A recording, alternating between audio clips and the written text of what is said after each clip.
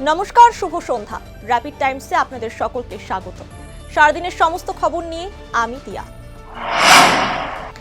দীর্ঘ বিরতির পর ফের পর্দায় ফিরছেন অনুষ্কা শর্মা, উচ্ছ্বসিত ভক্তরা। রাজ্যে এখন ভোটের প্রচার তুঙ্গে। নন্দীগ্রামে খোল বাজিয়ে ভোট প্রচার করলেন শুভেন্দু অধিকারী। শিলিগুড়িতে ভোট প্রচারে বেরিয়ে একই এলাকায় শিলিগুড়ির তৃণমূল কংগ্রেস প্রার্থী গৌতম দেব ও বিজেপি প্রার্থী শঙ্কর ঘোষ জোর কদমে চলছে প্রচার। পানীয় জল নেই, ফুটপাত নেই, ভোট প্রচারে বেরিয়ে মহিলা ভোটারের প্রশ্নের মুখে পড়লেন শিলিগুড়ির তৃণমূল কংগ্রেস প্রার্থী তথা মেয়র গৌতম দেব।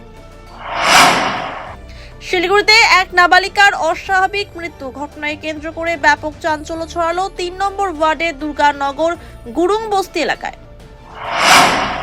প্রত্যেক বছরের মতো এই বছরও জাঁকজমকভাবে পালিত হবে রামনবমী। আগামী ২৭শে মার্চ সকাল ১০টা ১৫ মাল্লাকুড়ি হনুমান মন্দির থেকে শুরু হবে বিশাল শোভাযাত্রা।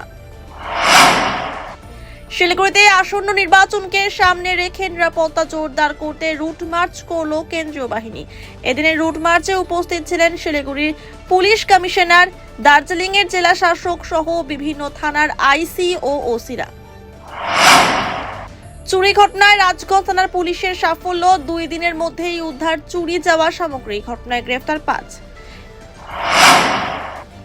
শিলিগুড়িতে মহিলাদের শ্লীলতাহানির অভিযোগে গ্রেফতার এক যুবক, ধৃতকে আজ আদালতে পেশ করা হয়। নির্বাচনী প্রচারে নেমে ফের ভোটারের ক্ষোভের মুখে পড়লেন পদ্ম প্রার্থী। নকশালবাড়ি বাজারের পর এবারে হাতে খিসায় ভোটারের ক্ষোভের মুখে পড়েন মাটিকারা নকশালবাড়ির পদ্ম প্রার্থী আনন্দময় বর্মন। রবিবার গভীর রাতে জলপাইগুড়ির তিস্তা সেতুর কাছে ভয়াবহ দুর্ঘটনা, বাইক ও ৪ চাকা গাড়ির মুখোমুখি সংঘর্ষে মৃত্যু হলো বাইক চালকের। সারাদিনের সমস্ত খবরের আপডেট পেতে নজর রাখুন শিলিগুড়ি টাইমসে। শিলিগুড়ি টাইমসের খবর আপনারা পেয়ে যাবেন শিলিগুড়ি টাইমসের ইউটিউব, এক্স হ্যান্ডেল, থ্রেডস এবং ইনস্টাগ্রাম পেজেও। সঙ্গে থাকুন, দেখতে থাকুন শিলিগুড়ি টাইমস।